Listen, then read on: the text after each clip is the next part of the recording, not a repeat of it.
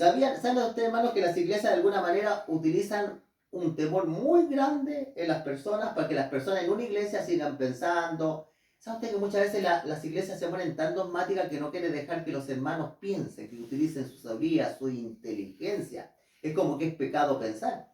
Acá en este caso, si alguna persona confesaba que el Señor Jesucristo era el Mesías, era expulsado de las sinagogas. Y el Señor Jesucristo dijo algo bien interesante: el que esté libre de pecado, que arroje la primera piedra. Dice, por esto dice, dijeron a sus padres, ¿edad tiene? Pregunten a él. No dice cosas que nos echen de la iglesia, nos expulsen, nos borren de la iglesia. Entonces se volvieron, dice, a llamar al hombre que había sido ciego y le dijeron, da gloria a Dios. Nosotros sabemos, dice, que ese hombre es pecador. Ellos ahora dicen que el Señor Jesucristo es un hombre pecador. El que si hizo un milagro acá no fue este Jesús, fue Dios. Entonces respondió y dijo, si es pecador no lo sé.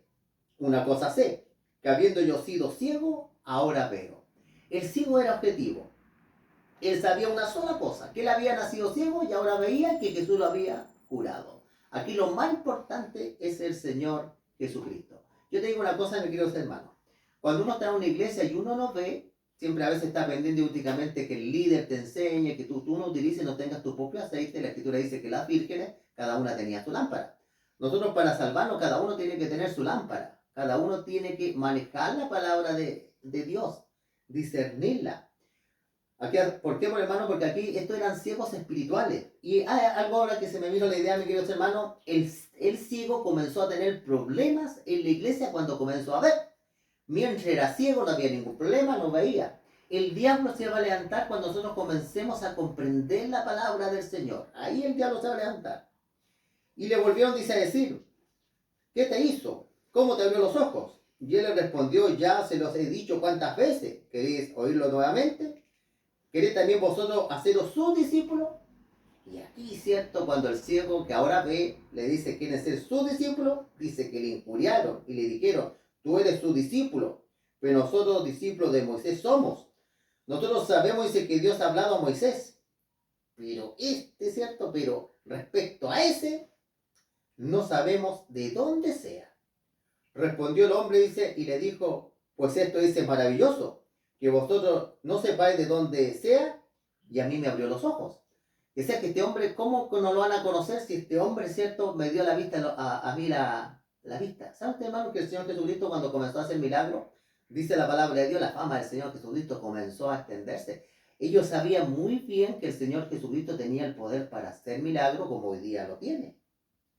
Versículo 31 dice, sabemos que Dios dice, no oye a los pecadores, pero si alguno dice, es temeroso de Dios y hace su voluntad, a ese oye. Desde el principio decía este hombre, no se ha oído decir que alguno abriese los ojos a uno que nació ciego. Si este dice, no viniera de Dios, nada podría hacer. Este hombre, cierto, que comenzó a ver, la persona que comienza a ver la luz de Dios, realmente, mis queridos hermanos y hermanas, comienza a razonar bien, comienza a pensar bien. Y le respondieron y le dijeron, tú naciste del todo pecado y nos enseñas a nosotros, y le expulsaron. Mira la cosa bien curiosa cómo actúa, cierto, la religión. Por eso yo le digo, en un comienzo, le digo yo, dice que el diablo ha cegado la mente de los incrédulos. Y a veces los peores incrédulos no son a veces los científicos, sino que a veces son los mismos que por un tiempo estamos dentro de la iglesia, y es más importante la organización, el nombre de nuestra iglesia, es más importante la organización que Jesús. Aquí lo más importante es Jesús. Y como él los contradijo, como que ya no estaba pensando como los fariseos ahora lo expulsan, lo echan. Pero aquí algo maravilloso sucede. El Señor Jesucristo aparece a consolar. Dice, oyó Jesús, dice que le habían expulsado. Y hallándole, dice, le dijo, ¿crees tú en el Hijo de Dios?